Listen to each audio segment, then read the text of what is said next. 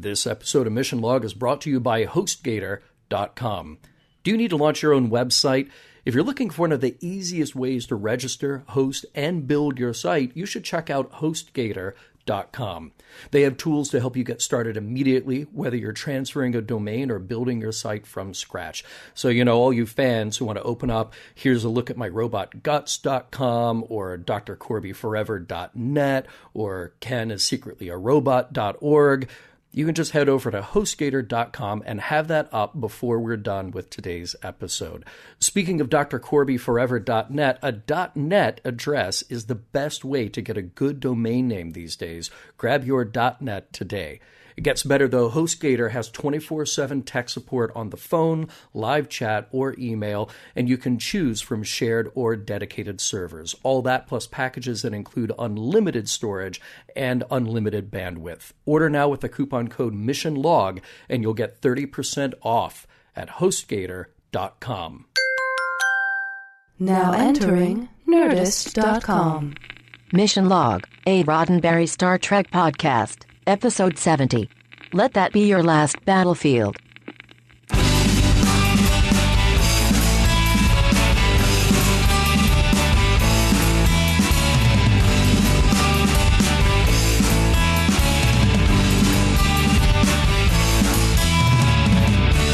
Welcome to another episode of Mission Log, a Roddenberry Star Trek podcast. I'm Ken Ray. And I'm John Champion. Each week, we watch an episode of Star Trek, a time or two, or 7. Then, just like some of your best musicians, we break it down. We make it funky, sifting through it for messages, morals, and meanings, and trying to determine whether the episode holds up today. We would, of course, love to hear your thoughts on any episode we cover or any episode that we're going to cover. There are lots of ways to get in touch with us on Facebook, Skype, and Twitter. The handle is MissionLogPod. You can call us, 323-522-5641. You can email us, missionlog@roddenberry.com. And, of course, don't forget to check out our website, missionlogpodcast.com. That's sort of a go-to place. If you miss us on all of those others, any big news, any big happenings, any big, upcoming things for Mission Log, you'll find it, missionlogpodcast.com. And then all those other places with all those other comment things. Don't forget, we may use your comments on an upcoming episode of Mission Log. Riddle me this, John. What episode of Star Trek are we doing today? Boom. Yes. Boom. Yes. How better of an appropriate leading joke than that? Then riddle me this. Ken, today we're doing Let That Be Your Last Battlefield. The I think so iconically known episode.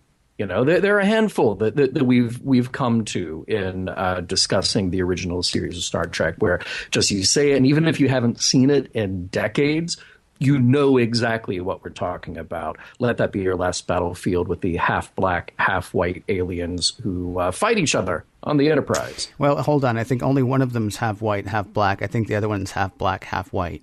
Oh, see, I missed the whole thing. Yeah, I guess I'm gonna have to go back and watch it again before we do the show. Yeah, I guess.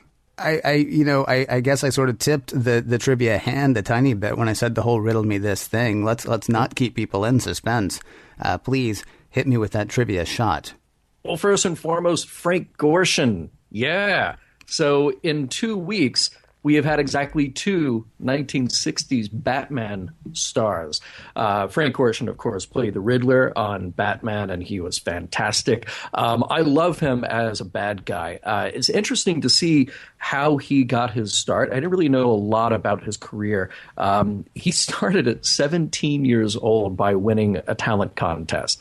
He grew up in Pittsburgh. He worked as an usher at a theater. He would kind of do impressions of famous actors, and then somebody said, "Hey, you ought to do this talent contest," and he won it. And then that kind of pushed him along in his direction to become an actor. I mentioned that he did impressions, and that was actually one of the things he was best known for doing. Look him up on YouTube. Look up Frank Gorshin impressions. He's fantastic. I watched clips of him on the Ed Sullivan Show, the Dean Martin Show, doing all kinds of characters. It was really a lot of fun because I always just picture him as a bad guy, but there he is doing stand-up, doing impressions. He's pretty great. I mentioned that he did the Ed Sullivan Show. Most famously, he was on the February 9th, 1964 episode of The Ed Sullivan Show. Ken, why does nobody remember Frank Gorshin from the February 9th, 1964 episode of The Ed Sullivan Show? Did he follow them? Well, I don't know that he followed them. I actually don't know the running order for that episode. But yeah, that, of course, was the Beatles. And pretty much... it doesn't matter who you were on that episode of Sullivan. Talk about being doubly forgotten, though. In the Billy Crystal movie, Mr. Saturday Night, Billy Crystal had, I can't remember what the comedian's name was that Billy Crystal played in that, but he played a comedian who was sort of like hard luck all through his career. Yeah. And his hard luck story, one of his biggest hard luck stories, was he was the comedian on the episode when the Beatles premiered. So Frank Gorshin is really getting double shafted. Not only by being forgotten for being on that episode, but then Billy Crystal makes his little movie, which, in fairness, a lot of people have forgotten as well. Billy Crystal makes his movie and let's just write Frank Gorshin out there. You know what? I'll take the Frank Gorshin bit. Yeah, and not even mention now. him. Right, exactly. Right, we'll just make this a fictitious comedian because that didn't actually happen to any real...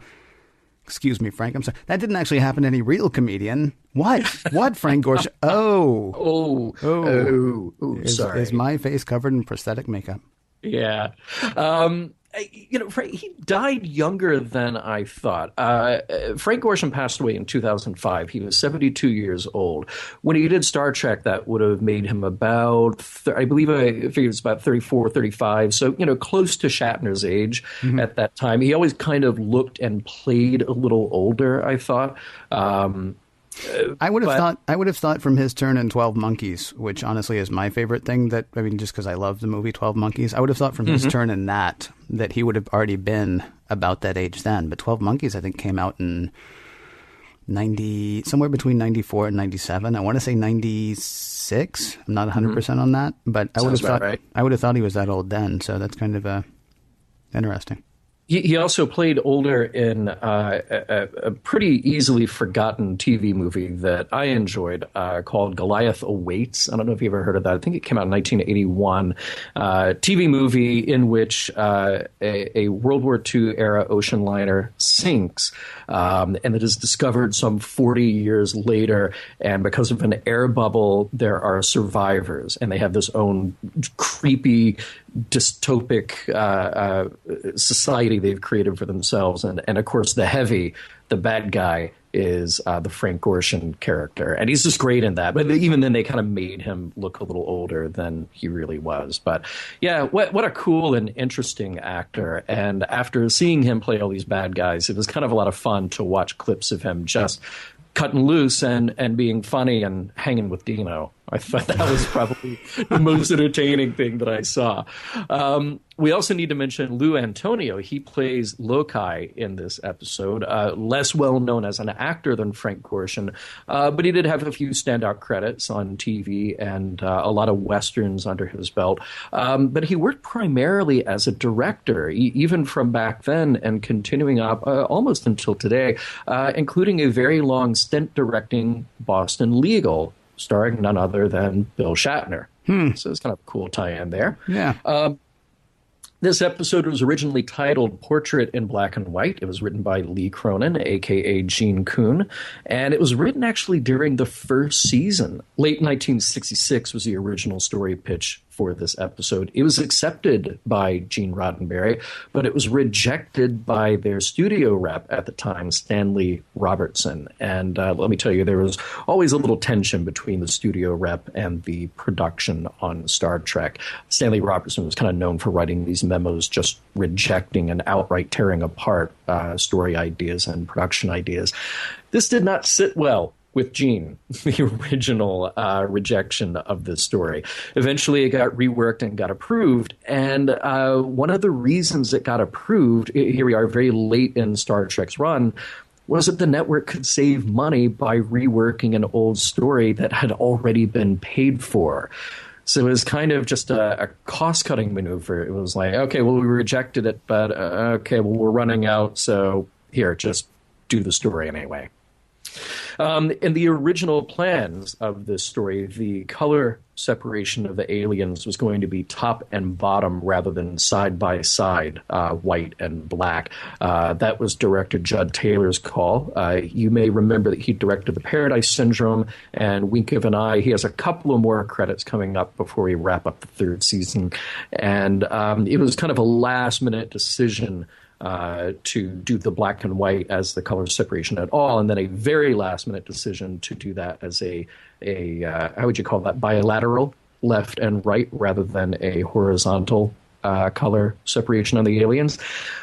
I mentioned before, last week, the episode that aired was actually the first episode without Bob Justman. This, Let That Be Your Last Battlefield, was the last episode that Bob Justman actively worked on as co-producer. So now we see that dividing line in the production schedule. And I also want to mention, back when we did the Apple, I mentioned to great amusement that toy from Gamma 6. There was a Amigo release toy that is so hard to find and so cool. Well, one of the many alien figures that was released by Amigo in the mid-'70s was the Charon alien, half black, half white. And I wanted to mention it here because there are a lot of those figures that just never looked right. They did a terrible job on the Gorn. They did a terrible job on something they called the Keeper, which sort of resembles one of the Telosians, but really evil looking, like fangs, and it's just strange. And on this, they did the whole costume black and white. So the figure has one white boot, one black boot, and then the outfit is divided black and white. So very, very not what they look like in the actual episode. But I don't know, maybe it's what they look like when they're not wearing that gray sweatshirt. If Frank Gorshin started as an impressionist, does that mean that anyone who says, "Riddle me this," is doing an impersonation of an impersonator? Hey, check me out. I do a great Rich Little. Prologue. The Enterprise is on its way to planet Arianis to help out with a bacterial infection. Everybody take a Zithromax and let's move ahead. Before they can arrive, a shuttlecraft, one that was reported stolen a couple of weeks ago, appears on the view screen, and the crew guided into the Enterprise hangar bay. Kirk and Spock head down to find a guy who passes out. But passed out isn't the most remarkable thing about him. Rather, he looks humanoid, but split right down the middle. Half of him is white, the other half is black. Act 1. In sickbay, McCoy is working to bring the stranger back to consciousness. Spock is a little perplexed, remarking that this person's skin color is an oddity, but not completely out of the question, genetically speaking. Must be a one-of-a-kind genetic anomaly. When he wakes up, the mystery man says he is the Lokai from the planet Charon. Kirk accuses him of stealing the shuttlecraft from Starbase 4, but Lokai snaps back that he was fully justified. If only Kirk knew what he had been through. Q&A time is over. Kirk, back on the bridge, is alerted to the appearance, that's not really the right word, the suspicion and possible evidence of an invisible ship. It's cloaked or something, but they know for sure it's traveling at high speed directly toward the Enterprise. At the last moment, the invisible ship disintegrates, and out of nowhere, some dude shows up on the bridge. Only this some dude is half white and half black too, or rather, half black and half white. Act 2. The new stranger introduces himself as Commissioner Bele, also from the planet Charon. He is in pursuit of Lokai, a political prisoner, and if only Kirk would be so kind as to hand over the prisoner, they'll be on their way. Kirk reminds Bele who's in charge. That would be Kirk, for those of you just getting the hang of this. Kirk takes Bele to Lokai, and boy, how the sparks do fly. No, it's not a love match. The accusations start flying. Lokai was a revolutionary fighting his oppressors. Well, at least according to Lokai. If you ask Bele, Lokai is a criminal who carved a path of death and destruction against the people of Charon. In any case, Kirk isn't going to take sides, and he offers to take them to Starbase 4 to settle the case of the stolen shuttle after they finish the mission to Arianis. That simply won't do for Bele. Then everything goes haywire. The ship's systems are not responding, and Scotty cannot handle it, or something like that. The Enterprise is heading way off course at warp 10, straight toward, well, you guessed it, Charon. Bele used some kind of mind power to steer the ship, and he is determined to get Lokai back home to face trial. Clearly, Bele never watched Star Trek because he hasn't heard that you don't mess with Kirk's ship. Security is called, but they're no good. Not even a phaser blast can stop Bele, since he and Lokai have a kind of personal force field. No matter, Kirk will blow up the Enterprise, and he is not bluffing. The codes are given, the computer acknowledges, and it looks like the Enterprise is about to be dust. Act 3. At the last second, Bele gives in and Kirk cancels the auto-destruct. We're now back on the road to Arianis, and Kirk gives his two guests a good talking to. He does offer them the opportunity to wander freely as long as they don't interfere with the mission. A little while later, Spock overhears Lokai talking to some of the other crew members. He hears about persecution, which the crew can only understand as something that happened in the past. In a bit of a different setting, Kirk and Bele sit down for a drink while they await orders from Starfleet Command. The orders are that Bele and Lokai are to go through due process for extradition. Meanwhile, the mission to Arianis continues. Bele grudgingly accepts the orders, and he lets on a little more of what the nature of their problem is. Bele is black on the right half of his body and white on the left, while Lokai is the exact opposite. What's the problem? Well, just look at him. Spock sees an opportunity to spread a little love through logic. The people of Vulcan were once prone to the kind of irrational hate he sees in them. Only through applied logic were they able to survive. Bele is like, yeah, thanks for the story there, but this is a fundamental difference. It's a Charon thing you wouldn't understand. Spock also drops a little lesson in Darwinism on Bele, hoping he'll get it that his people share a common genetic ancestry. Finally, we've arrived at beautiful Arianis, and the mission can be carried out to help wipe out the infecting agent on the surface. This is a very complicated scientific procedure that involves pushing a couple of buttons on the Enterprise while it cruises overhead a couple of times. Then it's on to Starbase 4. Oh, wait. There's something wrong with the computers now. It's Bele again.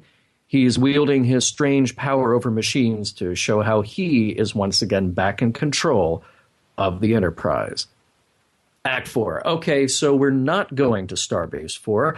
3 guesses where we're headed now, and the first 2 don't count. That's right, Charon.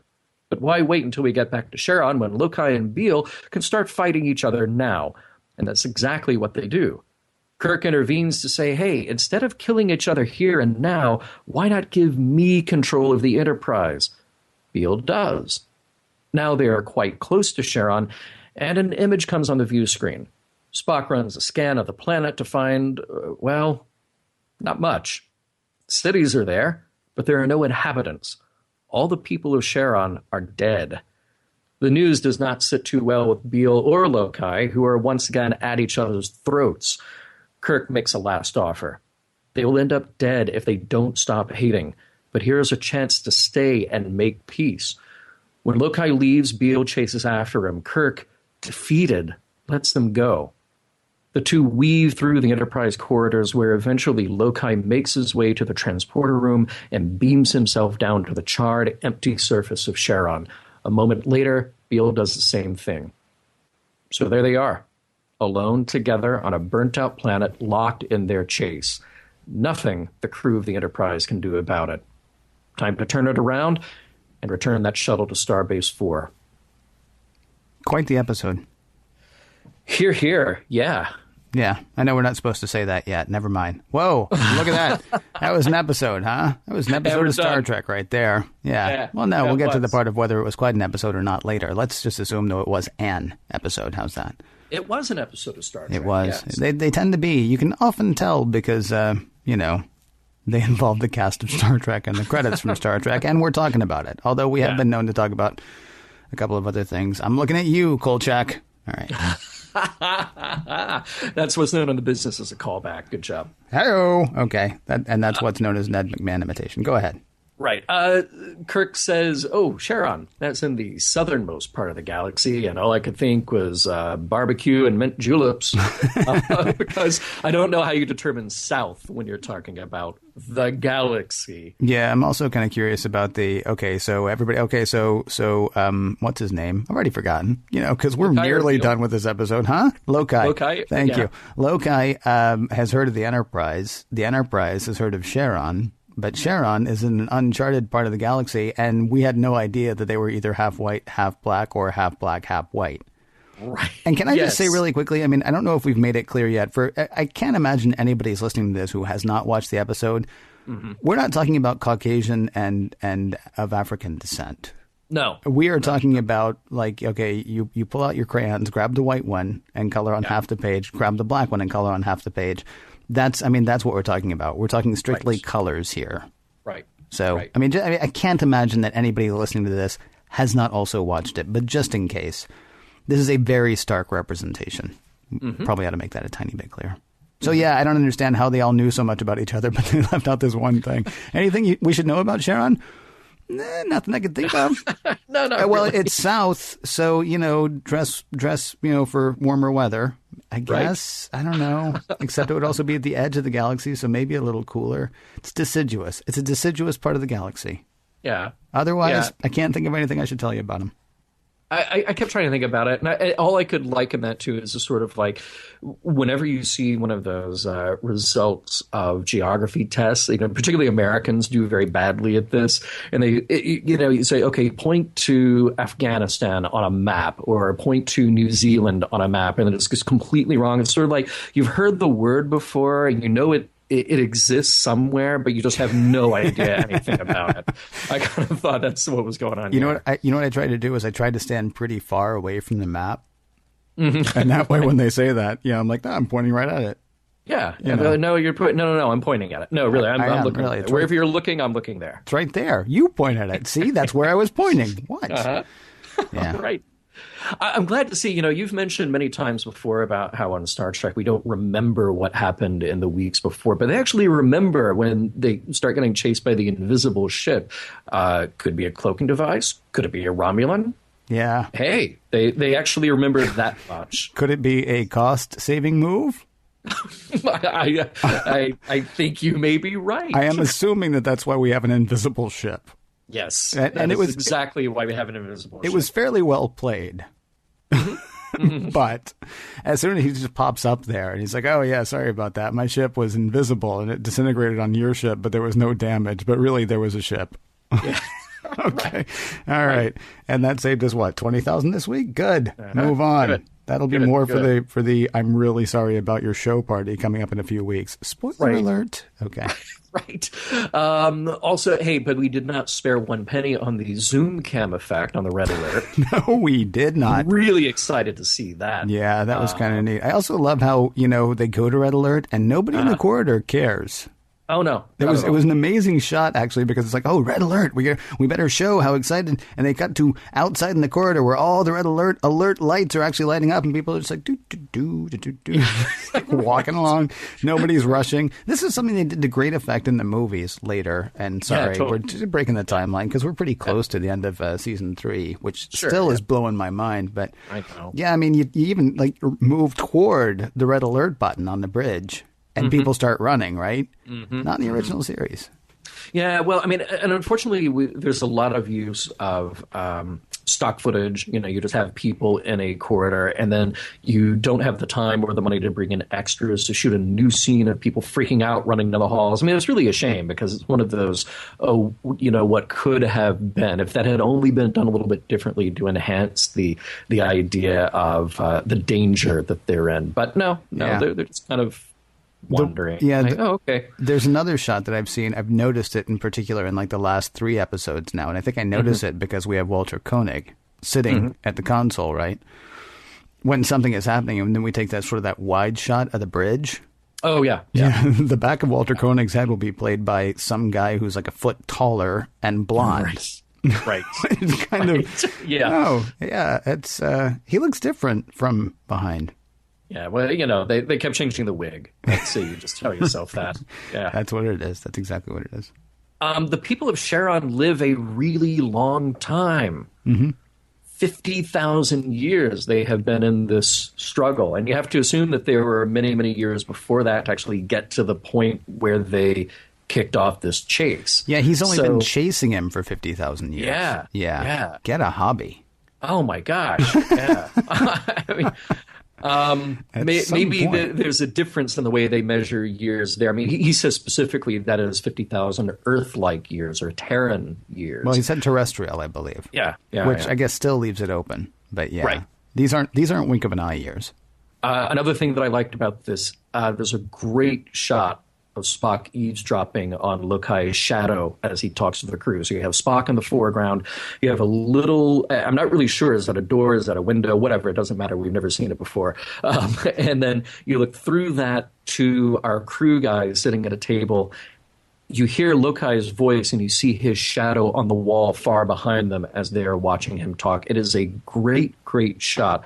And overall, I think we have some incredibly creative camera work. I made fun of the zoom cam on the Red Alert. Barring that, I think we have some really creative camera work in this episode. Well done, because we hit that slump where it wasn't very creative. You had that trade-off where we lost Ralph Sininsky as director, and then you moved the DP up to director, and all these kind of strange sort of missteps, and we had some very, shall we say, pedestrian camera work and shots going on. Yeah. But I thought that was cool, and a lot of it throughout the episode. And speaking of Spock, we say goodbye to Enforcer Spock and hello to Eavesdropping Spock. Who then goes really quickly to the grown-up staple, though. He does. I mean, it's like next segment. He's all of a sudden he's like, yeah, I've been sitting here the whole time. What are you talking about? Yeah. Right. And that was kind of it's weird actually that you mentioned that. There is some really tremendous camera work in here. We don't have Mad Cam quite, which I'm a huge fan of, but yeah. At the same time, you do. I mean, that goofy like zoom on the Red Alert thing is really bad, and in fact, poorly edited at one point. Oh yeah. Because they're zooming in and out, and they're in sick bay, and so it's supposed to be zoom in, zoom out, zoom in, zoom out, zoom in, and then pan down to Lokai. But they actually started to pan down a little bit on one of the zooms, and it just, I mean, it didn't ruin the moment for me, but I was like, wow, that's glaring. But then there was just so much other stuff. You're right. There's so much fantastic camera work. I mean, so much. I would like to see the storyboards for this episode, assuming there were storyboards for this episode, because some of those drawings have to be awesome. And there's one part in particular that we'll get to in a little bit. Okay, cool. It was just incredible. Yeah. Another little moment. Kirk says that they have an intergalactic treaty. I think really he means interplanetary. As far as I know, we haven't gone out to another galaxy except for by any other name, and even then we had to turn that trip right around and not complete that mission. Well, no, there was also there was another one with Daner. Oh, well, we go through the galactic barrier. Yeah. Yes. Yeah. But we don't actually get to another galaxy in order to extend a treaty. That's true. To another galaxy. That's true. We don't. I'm not even sure you can call this one a like galactic treaty though, because here are these guys in our galaxy, and we're like, we've got a galactic treaty, and you're not part of it, so we really can't do what you say because we've decided on this whole thing for the galaxy that you're not covered by. Right. It's like universal health care, but not for you. But not for you. Yeah, exactly. It's really it's all encompassing. Asterisk. Okay. One thing we can agree on is that, said it again, Kirk says sabotage. Yep. He sure did. Yep. So that justifies every time he says sabotage again later, and he has that argument. Please, people, if you don't know what we're talking about, look up the William Shatner sabotage clip. You'll love it. By the way, the ship, we mentioned that the ship is empty many, many times. Yeah. And while Lokai and Bele are just running around. But I kind of like how Kirk gave that order. I kind of like how he just sort of said, yeah, where are they going to go? Just let them go. We're on a ship. Yeah. Just let them go. Yeah. Forget about the part last week where or week before last where somebody nearly blew up the ship. Well, exactly. Just by letting him go. That. I hope I have to put like I said, a security card or something to get into engine. Maybe other than that, they can go anywhere. Have a guy posted there now, so if anybody tries to duck in there, just be like, nah, keep moving. Yeah, nothing to see here. Seriously, just keep on going because otherwise it ends poorly. Yeah, the thing that kind of it sounds like we're nitpicking. I want to go ahead and say what I think of this episode, but I won't. So I'll keep nitpicking, and then people will find out. All of a sudden, we can track people. Oh yeah, right. You know what I mean? I mean, right. we've had so many times where we don't know where somebody is on the ship, but Spock's like, watching it like they've got a, like he's watching an Olympic marathon or something. Like, oh, he's just going around Heartbreak Hill now. Oh, look at him, he's tearing up there, and oh, Beale's not far behind. Yeah. He's like able to track the whole thing when we've never. It's like people have gotten lost on the Enterprise a million times as far as the bridge was concerned. I will say there is one thing that Kirk's got to love when they run into aliens who know nothing about the Federation or almost nothing. I mean, Lokai had heard of the Enterprise, okay, and he could fly a Federation shuttle or a Starship shuttle, but sure, and it work a transporter. Yeah, well, right. It's a slide and you're done. Slide it up, slide it down, you're done. He's got to love that when you come across people who don't know anything about it, because he can make up all kinds of stuff, and they pretty much got no choice but to believe him, right? Like the whole Corbomite thing with Balok. It's like, oh yeah, we got this thing blow you up, so right. Leave us alone. And he does, and then he's telling Jan Sharonans, hey, we live in peace. We don't resort to violence this week, as far as you know.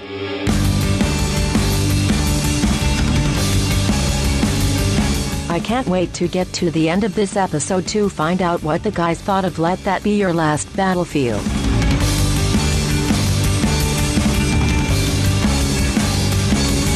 I'm going to go ahead and blow it right now and say I love this episode. Okay. I'm just going to go ahead and do that. Right, I'm going to go ahead and blow it right now and say I love this episode. So anything that we bring up that sounds nitpicky or that sounds like, this is an episode that is very much worth questioning. You go back a couple of weeks to the Empath, and that was really an episode that was worth lampooning. I mean, that was an episode that was just, you had to do something to survive it. This is an episode that I think is honestly worth examining. And so there are going to be some things that are going to be like, wow, this is so awesome. And there are going to be some things that it's kind of like, kind of curious about that. Mm-hmm. I'm going to start with one of the kind of curious things, but understand, I think this is a tremendous episode. So when we get to the last part of the show, turn it off because you don't even need to hear it. Right. We've already told you how to get in touch with us too. So seriously, whenever you're done, can we talk about Kirk's willingness to destroy the Enterprise? Oh, let's. Had he been willing to do this to stop, injustice or racial injustice or, anything like that, I would have been perfectly okay with that. I would hope that they would find a different way to do it. So I guess it's not fair to say it would be perfectly okay, but I would be understanding. Right? He's about to kill this guy. And so Kirk's going to be like, all right, you know what? You're going to kill us all then, because that's how this is going to go. Right? Yeah. If they determine there was no other way. At the point that he goes to blow up the Enterprise, we have no idea why these two guys hate each other. We don't know that it's because one's half this and half the other, while the other is half the other, half this. Right? As stupid as that sounds. Right. We just know that Bele has taken over the Enterprise and Kirk has no control at this point. Now, I guess I get having to control it to blow up the Enterprise at that point, but I'm less okay with it for some reason when it's based, not on justice and more on just the order of things. Mm-hmm. It's a great scene. It's a great montage. This is the part that, well, not a montage. It's a great series of cuts. This is what I was talking about. I wish we could see the storyboards for this because, I mean, they're fantastic. I mean, just the close-ups of the eyes. I mean, it's like a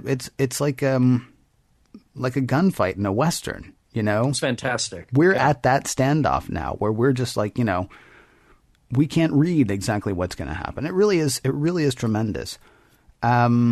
It was a brilliant way to build tension without having to force action. Yeah. That's what that is really good at. Yeah. But can we talk about the fact that he was willing to blow up the Enterprise? Also, nobody but the people on the bridge knew that he was about to blow up the Enterprise, right? I know. Which I guess, what are they going to do? Yeah. Because, I mean, you give them that 30 seconds, they might actually, materialize a few pitchforks and come running at the bridge. Right. I mean, you're the guy down in the galley putting together the Thanksgiving meatloafs. Yeah. And you hear this order come through. Maybe there's a countdown in there, and you're like, okay, do I put them in the oven or do I not? Right. Do I just Yeah. Attention, people of the Enterprise. This is the captain speaking. Somebody won't do what I said, so Yeah. I'm going to blow up the Enterprise. Right. 30 seconds. Yeah. Well, again, it's a Kirk. It's the bluff that was not a bluff. It was not a bluff. No, it was not a bluff. Right. And that's the thing. I really got that sense. And here's what's stupid. I know that the episode, I know they're not going to die. At 50 years hindsight, I know they're not going to die. But even watching that week, I think I know they're not going to die. And yet there was a decent amount of tension there. Yeah. Well, he played it great. Yeah. And Shatner, the actor as Kirk, played it right. Just sitting there with his elbow on the edge of the captain's chair and hand a little bit in front of his mouth and just staring down Bele was great. And not even like... Except when you say staring down, he's not even staring him down angry. I mean, this is not mad Kirk. This is just, all right, here's what's going to happen. Yeah. Again, though, you seem to be avoiding the part where we talk about whether or not that's what should happen. Well, okay, here's the thing, though. I get what you mean, that had we truly understood the insanity of Bele's mission, that you would understand better the willingness to say, okay, I'm willing to take this step that we destroy the Enterprise. Right, Here's the thing, though. At this point in the episode, Bele and Lokai are still a bit of an unknown quantity. Sharon is an unknown quantity. We actually don't know what Bele's mission is. Let's say that worst case scenario, Bele is waiting to take the Enterprise back to Sharon to load it up full of weapons, or he has other powers, other abilities, other intentions that we don't know about. And if he is so willing to hijack the Enterprise to go do this, what is he willing to do next? Mm-hmm. So I can see the justification to some extent. I get it. It's kind of sudden. It's like, okay, well, we're going to blow it up. Too bad, everybody. 30 seconds, done. Well, too bad everybody within the sound of my voice. Yeah. You're right. He didn't even give him the courtesy of the Corbinite speech where he, gets over the loudspeaker and tells people what's going to happen. Right. So I kind of get it. Bele has shown that he can wield power. He has shown that he can steal the Enterprise.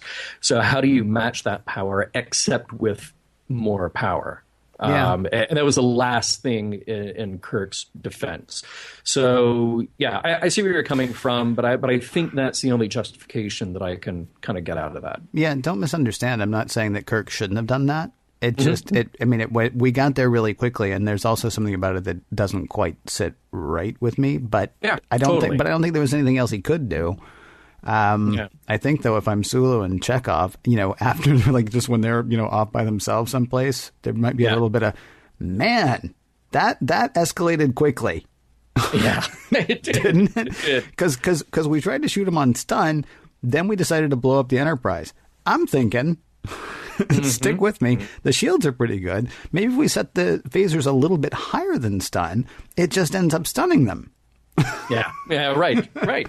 As opposed to, have we tried everything else yet? No. Okay. Anyway, and yet it was a fantastic dramatic part of the episode. Yeah, totally.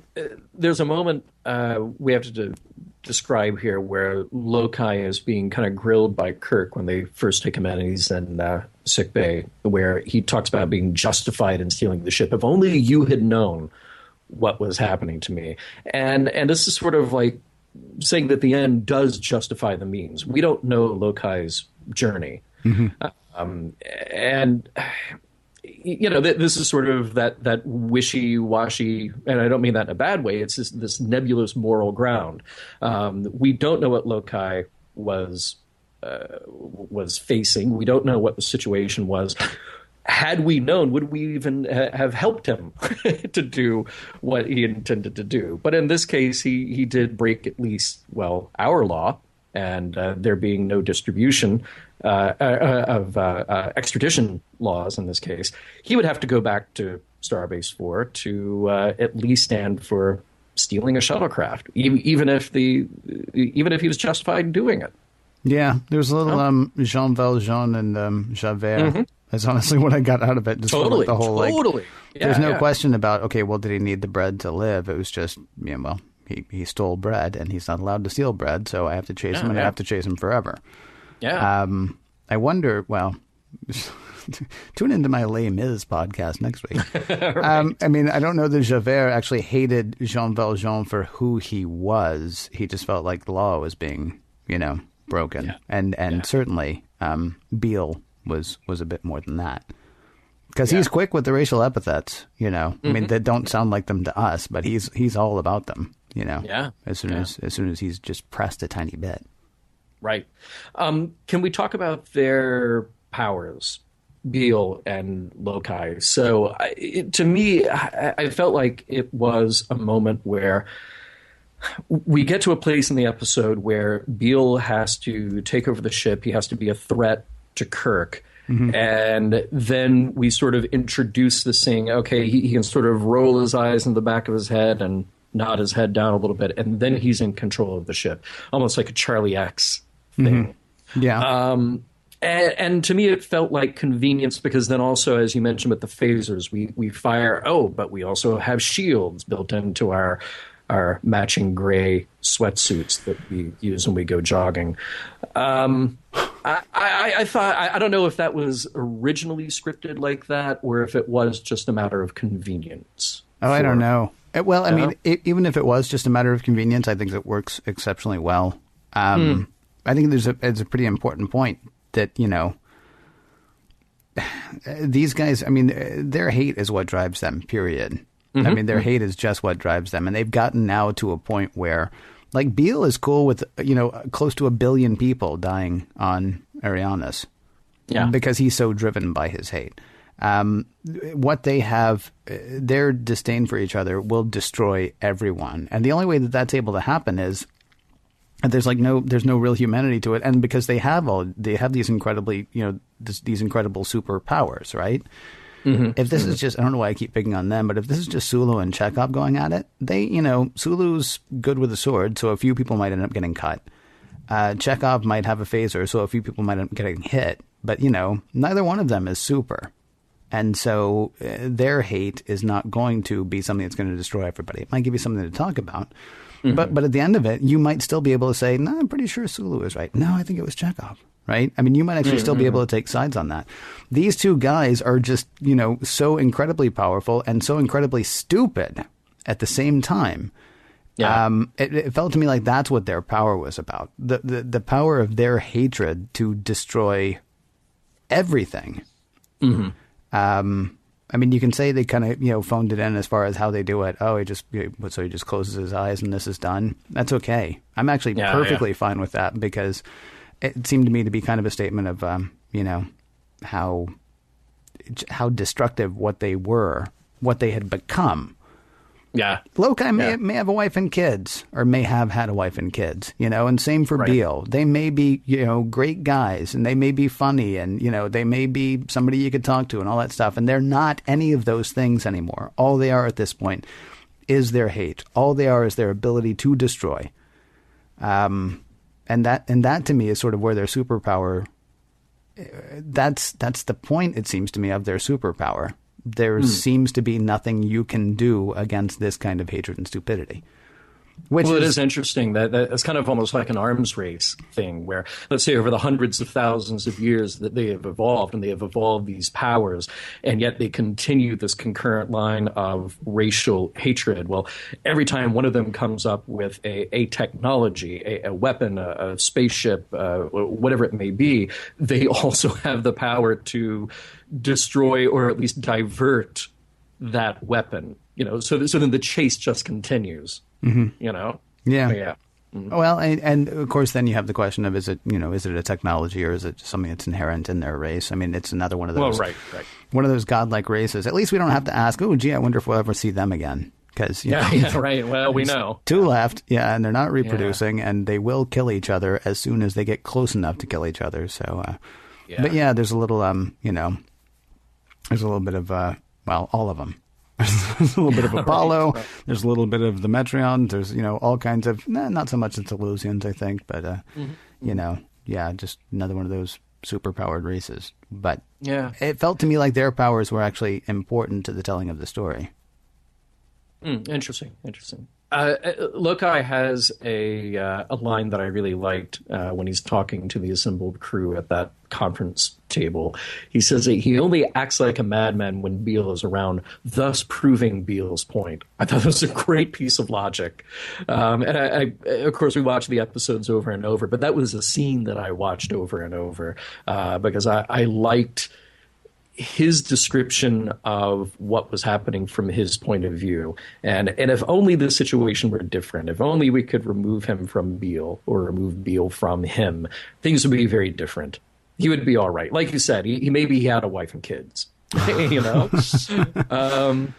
But I thought that was a pretty great line and just a great moment for this episode. It's an interesting. I mean, it's an interesting take on the the hunted versus the hunter, I suppose.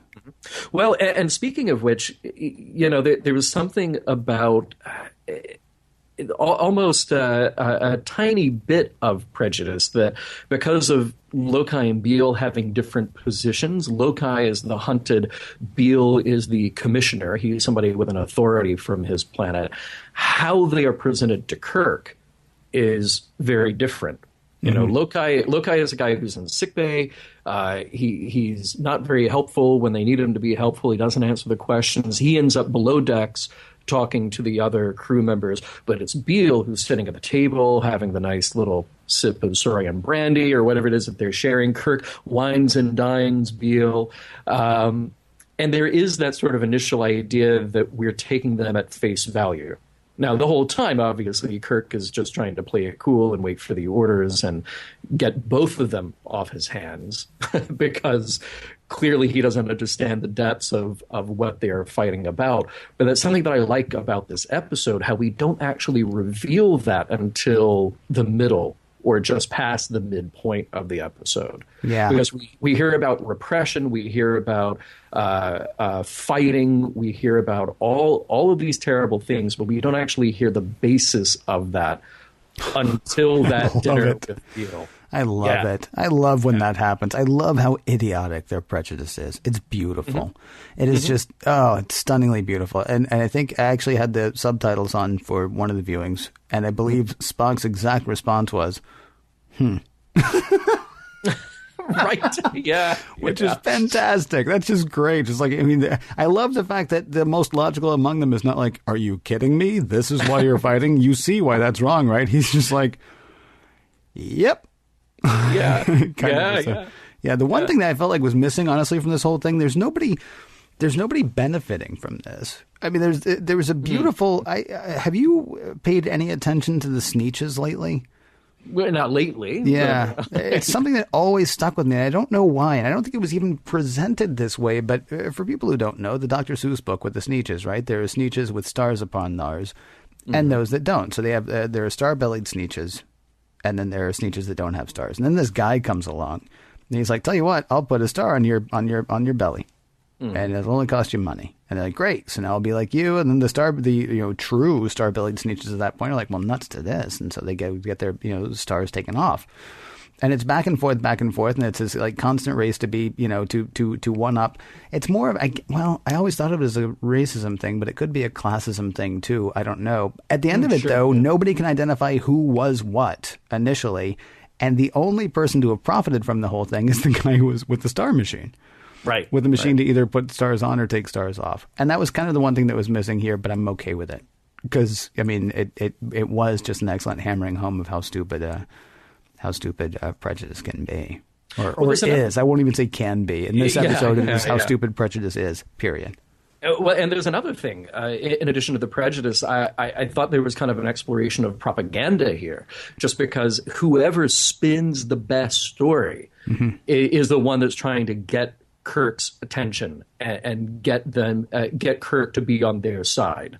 So you hear the kind of pity story from Lokai and about how he's justified in his revolutionary acts, but then you hear the other side from Bele saying, well, these people are monsters and they would tear down the very fabric of our society, and here are all the reasons why. So I like this idea of just using the language to try to change the perception from the outside. I thought that was kind of a cool thing.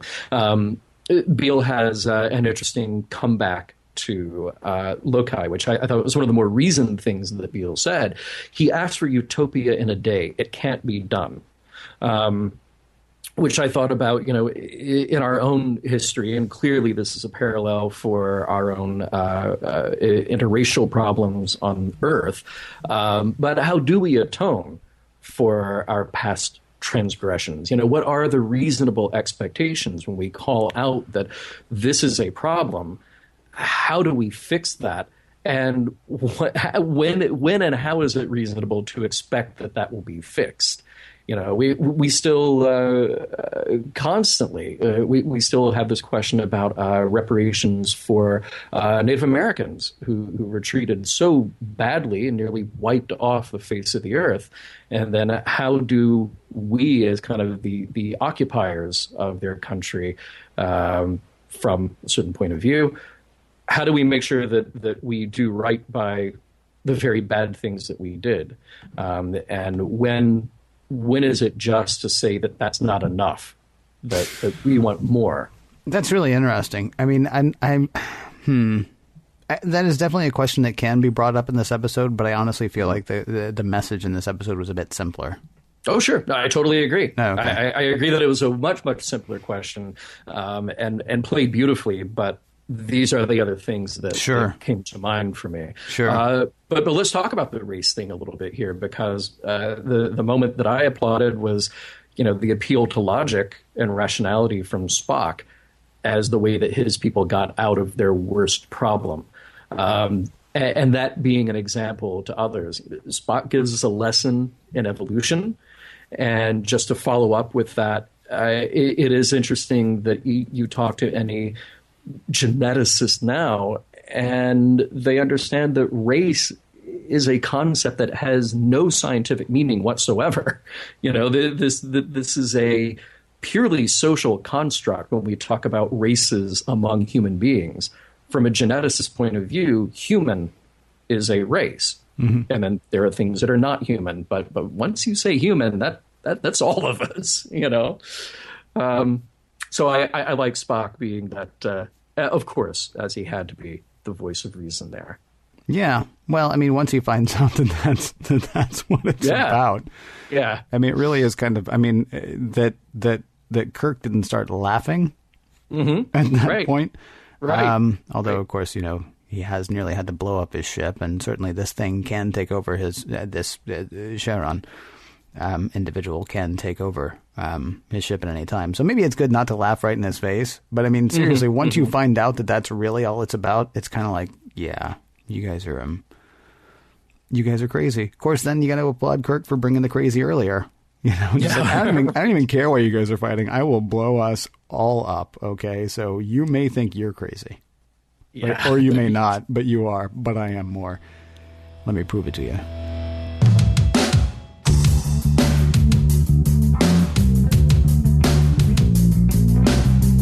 Is it just me, or has this entire episode of Mission Log been a summation of Let That Be Your Last Battlefield?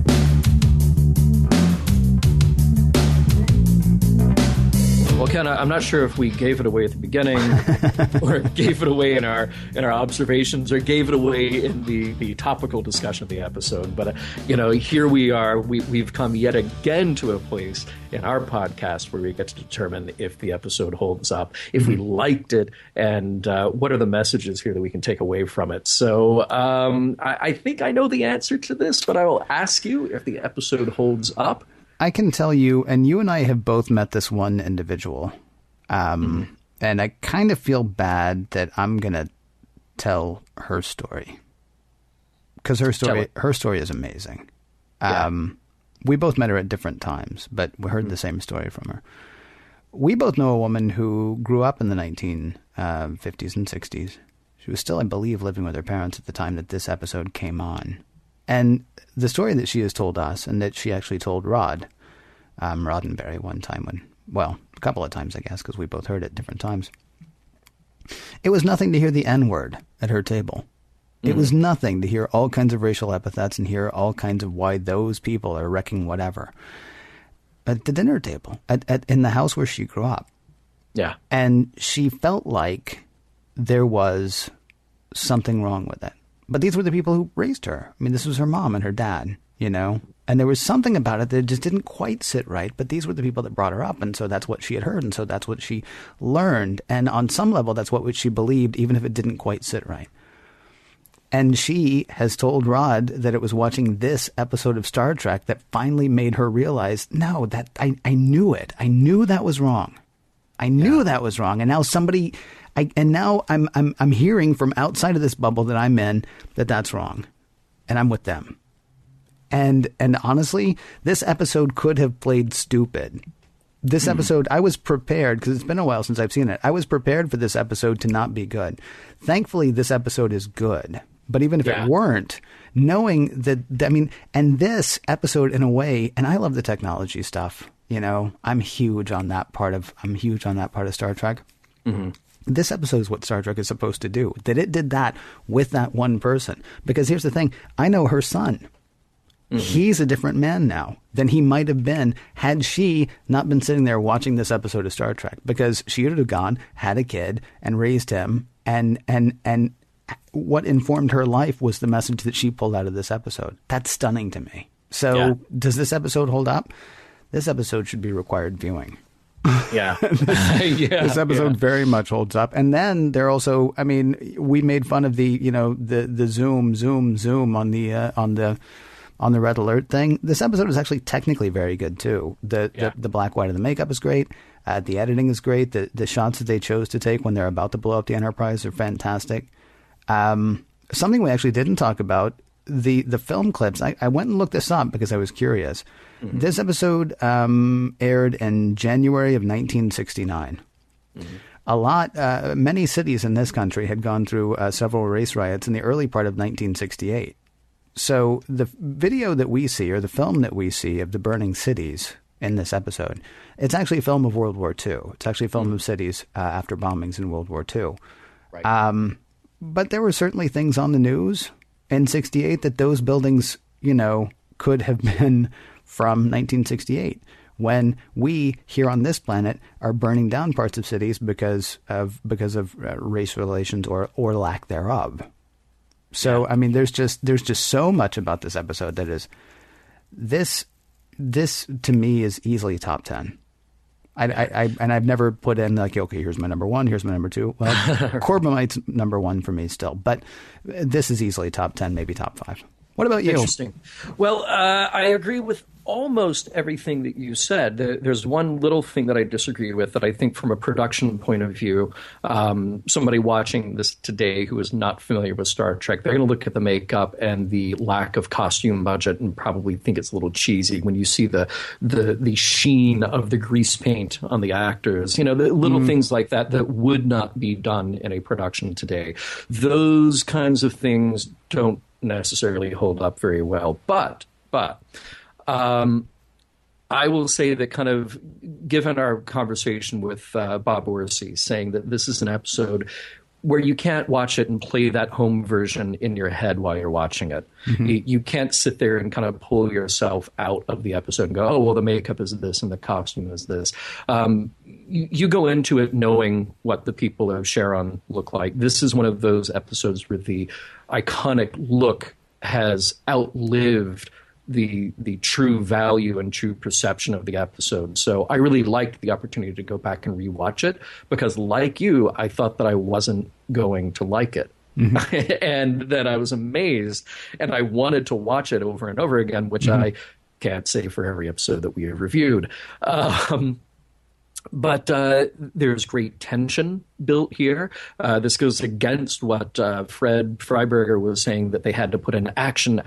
No, you didn't, because you can build tension with drama, not just with action. Mm-hmm. In fact, we have a little bit of that legal drama going on in this episode.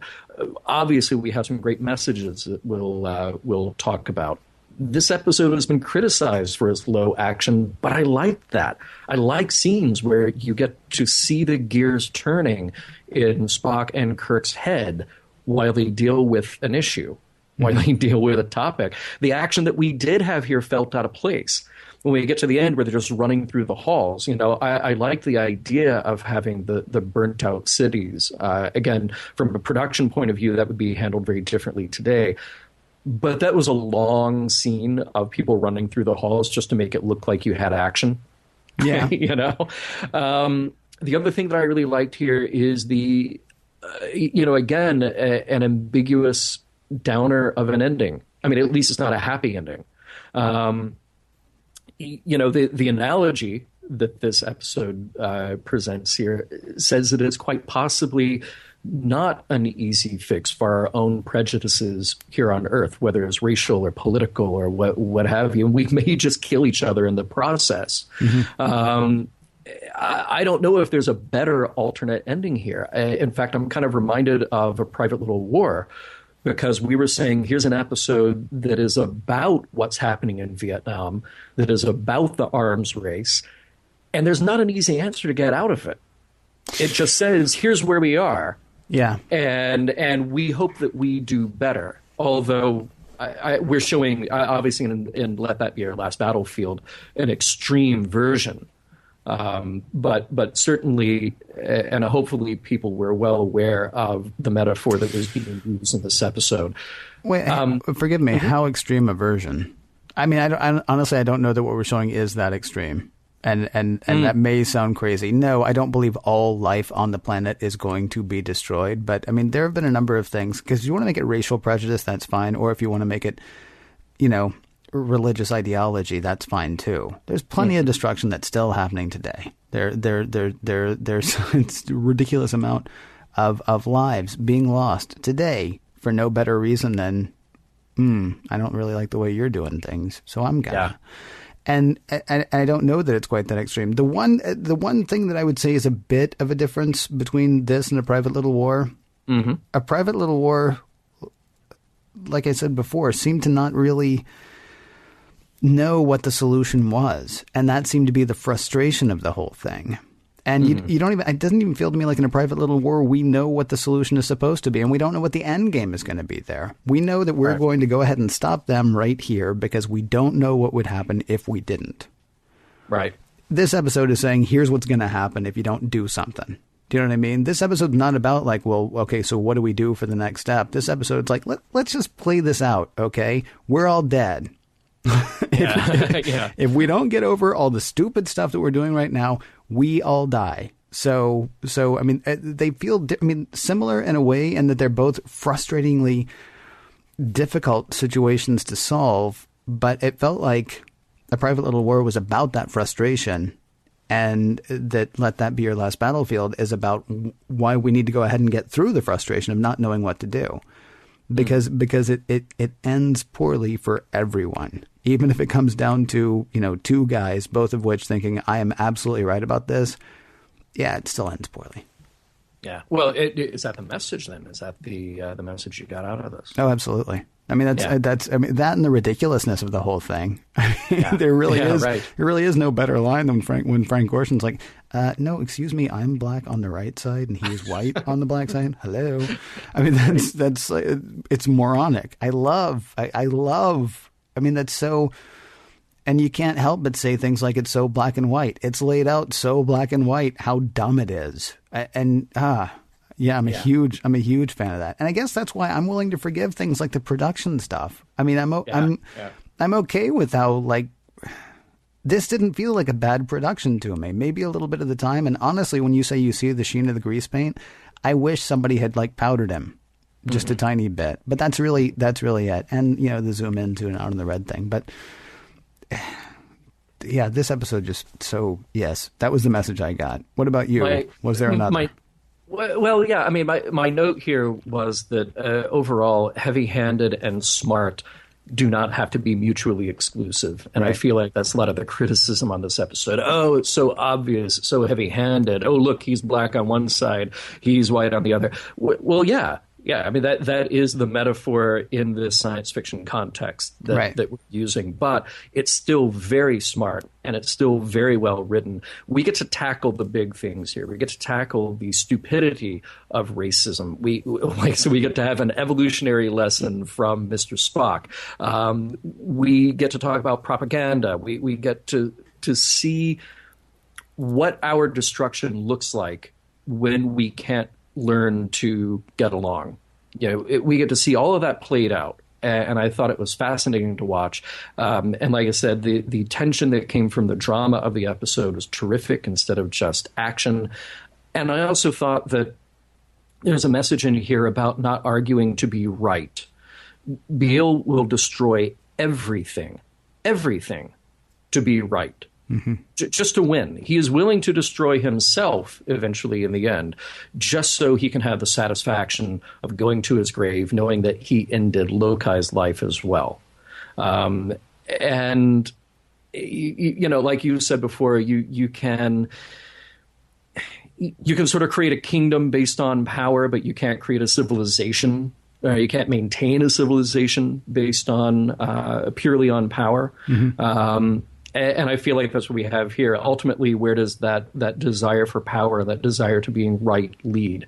And the answer is, well, nowhere. It leads to your destruction, So I think the messages here were relevant, will continue to be relevant, unfortunately. But they were great. I'm very, very happy with this episode, Ken. I don't know if you got that. Oh, that they could all be as full, as rich. But how many episodes are there? 80-something? 60-something? 12?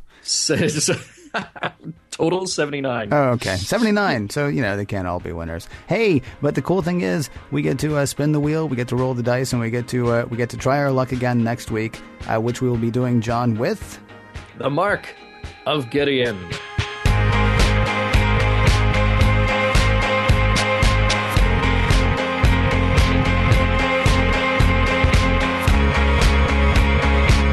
Some of the music for the mission log provided by Warp 11, online at warp11.com, and from the album Messages by Key Theory, free to download at kitheory.com.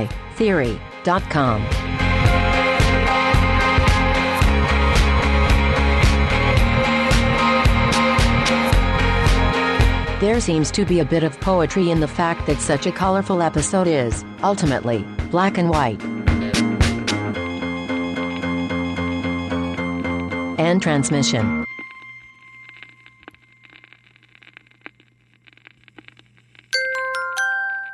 Now leaving Nerdist.com.